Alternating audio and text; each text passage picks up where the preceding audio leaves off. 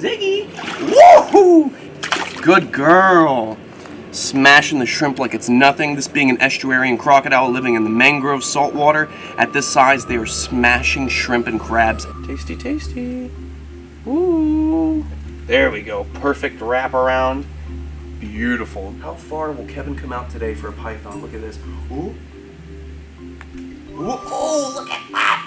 That is too cool. Look at Kevin chowing down on a little Burmese python. Rodents, lizards, favorite food of the Collett snake. You ready? Come on. These guys can literally get like 6 feet long, beautiful red snakes.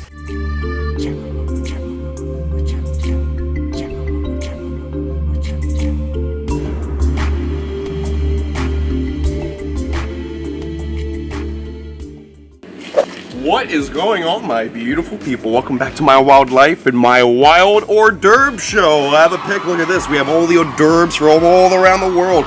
We've got surf, we've got turf, and we've got the slither. Ooh, baby, it's going to be a good feeding episode. Are you guys ready to see a crocodile munch down on some shrimp? Ziggy! Ziggy! Guys, we're going to be feeding all the animals today. Kevin the king cobra, Ziggy the American crocodile, and a heap of venomous snakes. So let's see if Ziggy wants to come for some nice, delicious shrimp. Or as I say in Australia, prawns. Ziggy! Woohoo! Hey, baby! She is real cantankerous lately. Very defensive of her water. Come on, Ziggy. You want some shrimp? Come on. Oh, you missed! Oh, there. Accurate. Deadly accurate. Just barely touched the back foot, and she spun around like it was nothing. Look how beautiful she's looking. You can tell that that's the half of her mother and her, that beautiful blonde, because her mother was a Florida American crocodile caught out of the bay back in the day as a nuisance croc. And then her mother was paired up with a big, beautiful Jamaican crocodile that Bob Freer owns down in Miami. You're just as beautiful as your dad and your mother. You ready? Good girl. Smashing the shrimp like it's nothing. This being an estuarine crocodile living in the mangrove saltwater. At this size, they are smashing shrimp and crabs every night. Great calcium, great protein. Help them grow throughout their little growth spurts while they're young.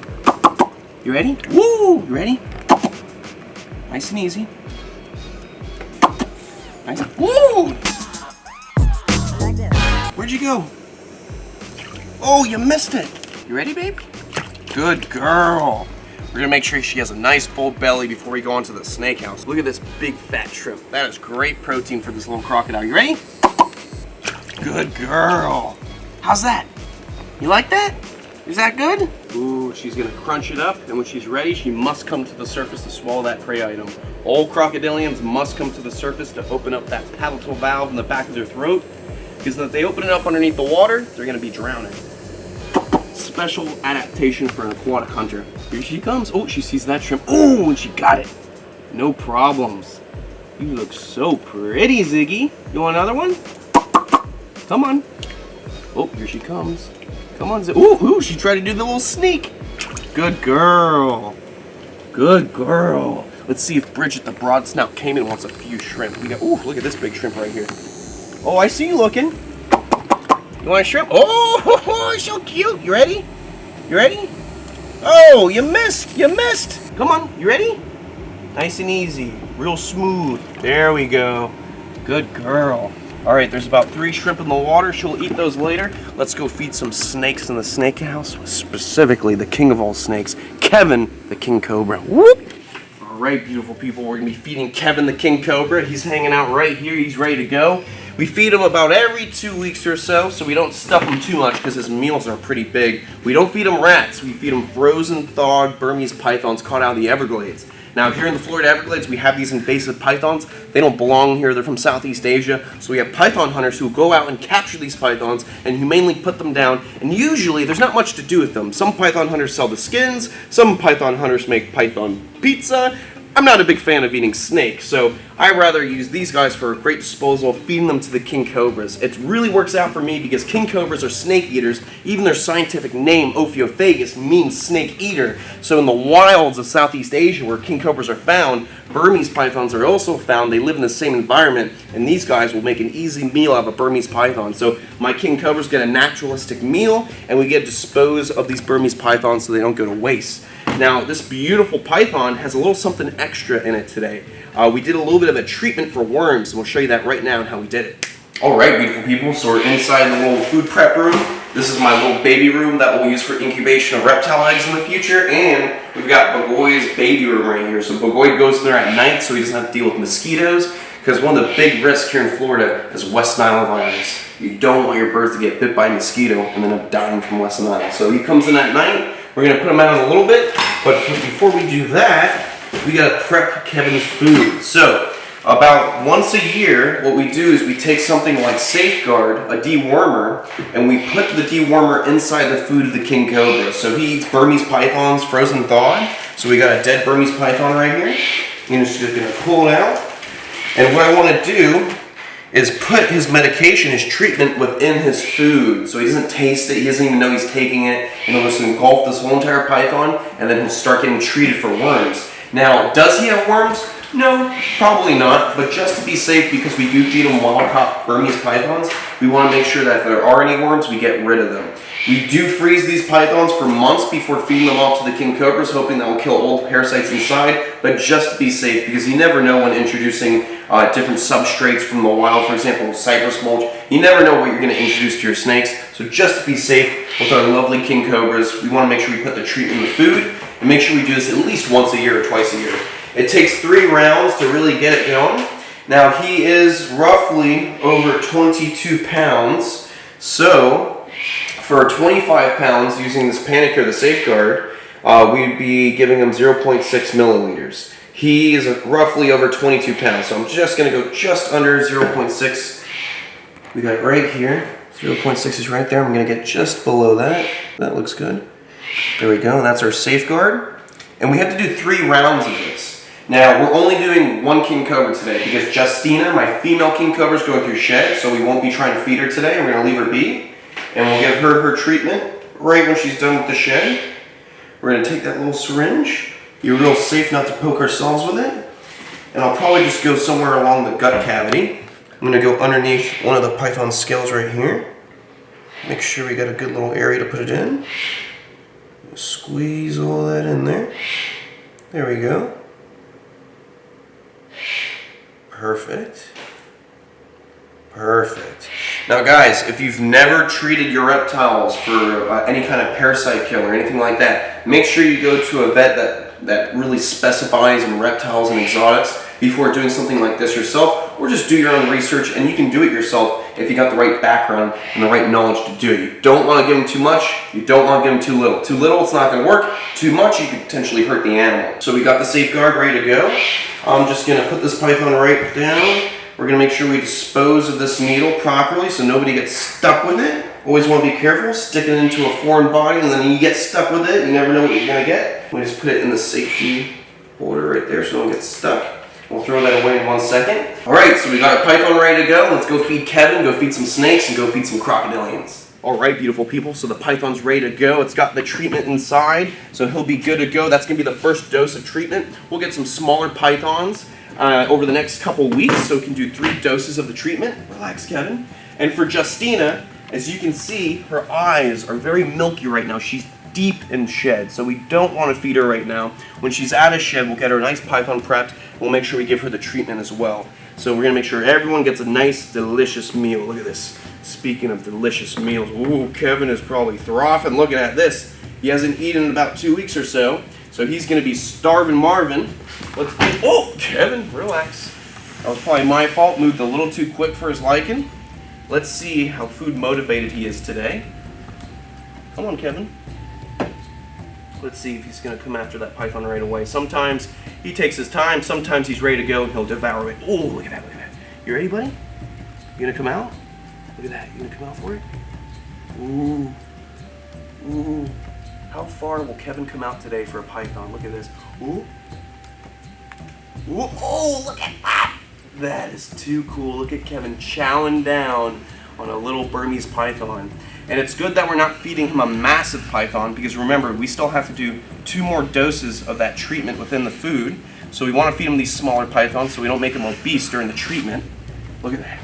What a dragon. He is such a beast and he's very, very hungry for him to start devouring that python right before our eyes, coming out like that. He is such a beast of a king cobra. King cobras are the world's longest venomous snake and largest venomous snake. They can get upwards to 17 plus feet long, with records being around 18 feet long. Beast of a venomous snake. Listen to him. It sounds like he's real upset, he's hissing at me, but what he's really doing right now is he's trying to shift his extended trachea around so he can still breathe while he's trying to engulf this big mass of python flesh in his mouth. Look at that. You can see his fangs poking down like hiking poles.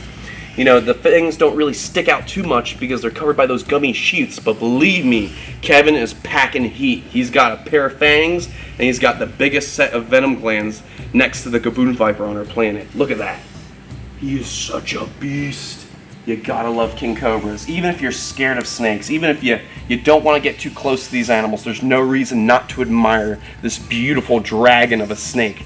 When you look at a snake like this, you don't even think about snakes. You think they're a mythical creature. The king cobra is just so magnificent. The way they hood up, the size they reach, the fact that they do things that are so bizarre compared to other snakes, like building their own nest like a crocodile and defending it. King cobras are magnificent, and they're the smartest snake on the planet. And that's why we treat Kevin with respect, and we want to give him the biggest kingdom he can enjoy to live in. A nice big walk-in king cobra enclosure later this year. Now that we finally got the AC knocked out, we can start working on more projects. And soon, hopefully soon, before the year's over, we'll get him a walk-in king cobra enclosure, and Justine will be after that.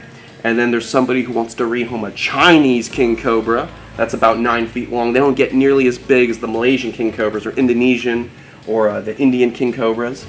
But the Chinese king cobra is still a good size, and we're going to have to build that one in enclosure as well because somebody wants to rehome that beautiful snake. Look at this guy. They start with the head first, and he'll swell all the way up to the tail.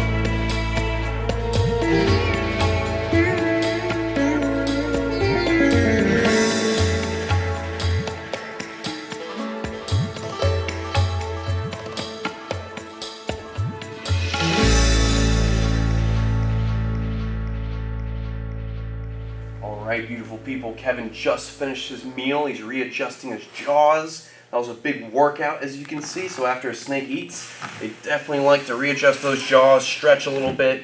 This is after like a big workout. You want to move those muscles around so you can feel good right after. Look at that. Look how he hoods up. He is such a beast of a king cobra. There are some king cobras that hood up so well and get so large that people have actually said that they've had king cobras look at them into the eyes. That's how tall they hood up. Imagine that, a king cobra hooding up around 5 feet tall. Because in some areas where you find these king cobras, the people are around like 5 feet tall. So you can imagine someone walking through the forest doing some work, and then boom, they got a king cobra hooding up defensively saying, "Get out of my territory before I give you a nick." Speaking of nicks, there's an old story about a man in India walking around throughout some rice fields, and he was walking and he had this sickle. A sickle used to slice at the rice and slice at the grass and clear little areas. And he was also a bit of a snake charmer, but maybe not that experienced of a snake charmer, because he went up to a king cobra he found. He was excited and he tried to wrangle it. He was trying to get up close to it, do something with it, and as he was trying to get close to this big, cantankerous king cobra, it bit him on the nose, and he cut his nose off, thinking that would help him with the venom. He was carving his nose and he tried to make it back. I don't know if that guy ever survived, but the lesson to be learned in that is always give wild animals their space. Crocodiles, lions, bears, king cobras. You want to respect these animals. If you see them, don't be scared. Respect them, admire them, get nice shots of them, enjoy them in their natural habitat, leave them be. You never want to get too close to wild animals, especially the world's longest venomous snake. All right, let's see if Mr. Collett snake will eat. My beautiful Aussie. Alright, beautiful people, this is Meatball, the Collett snake. This species is endemic to Australia. It's a front fixed-fanged elapid with a super potent neurotoxic venom. And these guys are only found in a very remote part of Queensland, and they're rarely found by even the best snake hunters. They're very elusive snakes living underground, So they're subterrestrial. Come on. And they love to eat rodents. Rodents, lizards, favorite food of the Collett snake. You ready? Come on. These guys can literally get like 6 feet long, beautiful red snakes. And this guy's not even the brightest they can be. Some of these guys are almost like a poppin' red, beautiful looking reds. But no matter what, the Collett snake, any variety, is a gorgeous animal. They're just such a unique species, only found in Australia. Look at that face. He's really pulling at it. Usually he's a bit crazier when he shoots out. Today he wasn't that bad. Let me just switch the glass over here so you can get a better look at his body. Look how gorgeous his whole entire body is. Vibrant reds breaking through that earthy tone on the top, almost like a red camo color. And he's happily chowing down on that rat.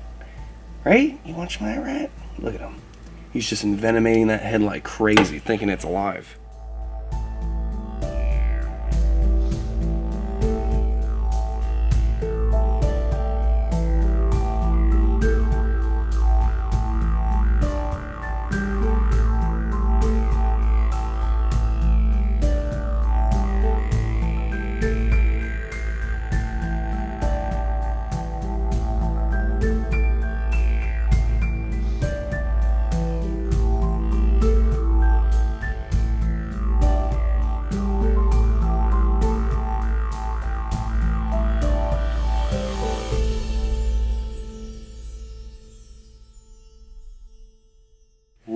Jose, Terciopelo, the Fer-de-Lance. This is the most feared snake in Latin America. But he's my little buddy. He's good. He's good. And he's hungry too. He's a growing boy. He's gonna get huge. These guys can actually get 7+ feet long, upwards to 8 feet. We've got this delicious little rat pink. Not even a rat pink, a little winged rat. It's got fur on it, a little bit bigger. Give him more protein as he grows and gets bigger and bigger. It's a little bit difficult to open up this glass because I have a very nice seal right here. Nice insulation to keep him from getting through any cracks to limit any possibility of escape. Even though this is a snake-proof cage, when they're small like this, you don't want to take many risks. All right, look at this. We're gonna feed him this beautiful little lean rat. You ready? Look at him. Sitting there in ambush position. Perfect little coil.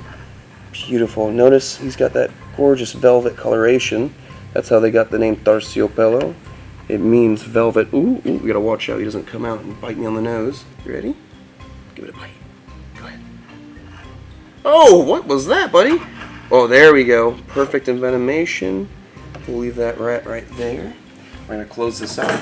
These beautiful snakes can be found as north as the Yucatan of Mexico, all the way throughout Central and the top of South America.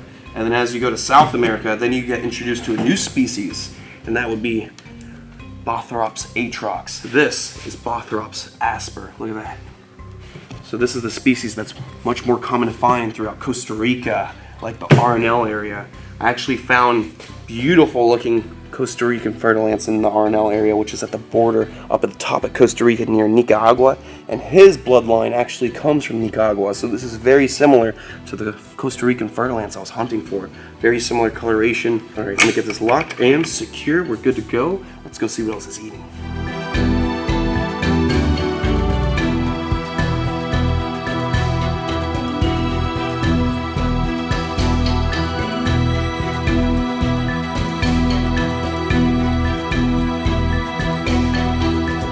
Alright, beautiful people, we're here with the Indian Cobra, my big male, beautiful snake, and the top 4 for most responsible for bites throughout India. In India, there are over 60,000 bites per year.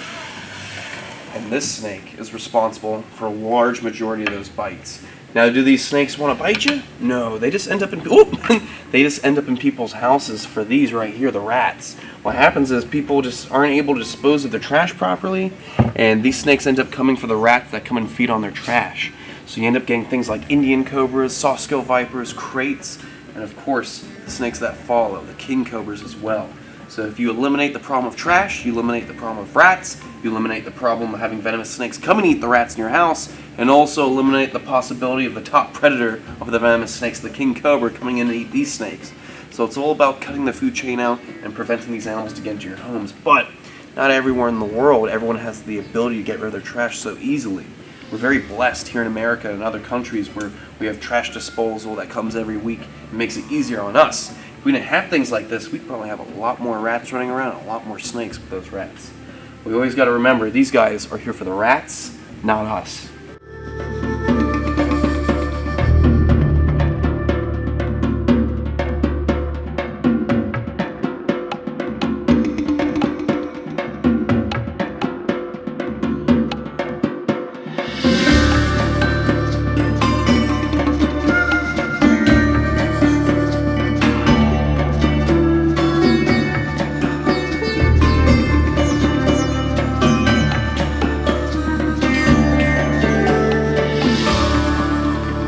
Alright, the Indian Cobra chowed down on that nice rat. We're going to safely get his hide back down. There you go. And he'll readjust and get comfortable. Let's get this locked up. There we go. Locked and secure. Good to go. The Indian Cobra and the top 4 most responsible for bites in India. And, oh, where'd he go? The Russell's Viper. What are you doing, dude? He's hanging out right here. Also in the top 4 most responsible for bites. So we have the Russell's Viper, the Sawscale Viper, the Indian Cobra, and of course the extremely potent neurotoxic crate. Let's throw a photo of that one. Look at that snake. Beautiful. Now, let's move on to something non-venomous. The heaviest snakes on the planet. They're not that heavy. They're not obese. They look just perfect because they get pretty big. Alright, so let's feed the green anacondas. You can see Allison stretched out. She's moving around. We got a big rat in there for her to eat. But she's being a little bit shy today. We'll let her be. So let's feed these beautiful greens. When we feed rats out in the snake house, these guys are picking up the scent every time. And they're up at the glass moving around. They always know when it's feeding time. They're so smart. They got such a great sense of taste. They're able to taste that air and suss out where the food's at. Let's make sure we don't get gnawed on today. There we go. Make this nice and easy. Let's start off with this little lady. You ready? Get you come out for this rat, huh? Tasty, tasty. Ooh. There we go. Perfect wraparound. Beautiful green anaconda, little female. Squeezing so hard on that rat, some poop's coming out. Woo. All right, let's get this other rat. You ready, sweetie? I've got 2 females, so I'm just gonna have 2 gigantic female anacondas down the road. As they get bigger and bigger, they're gonna eat larger and larger food items. Woo-hoo-hoo! Woo! Look at that!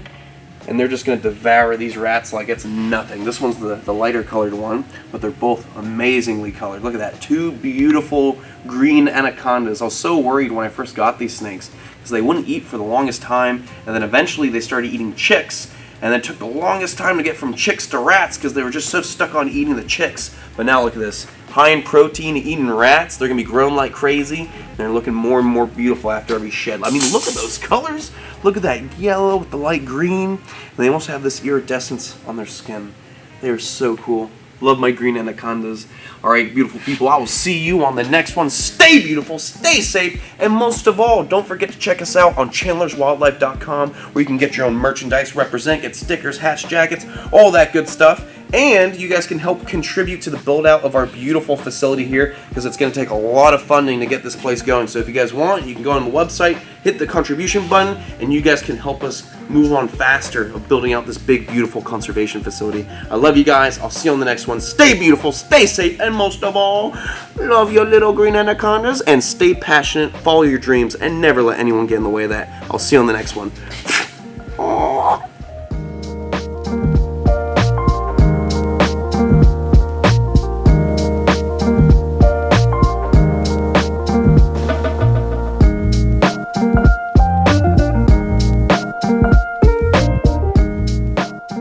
Welcome back to my wildlife and my wild hors d'oeuvre show. I have a pic. Look at this. We have all the hors d'oeuvres from all around the world.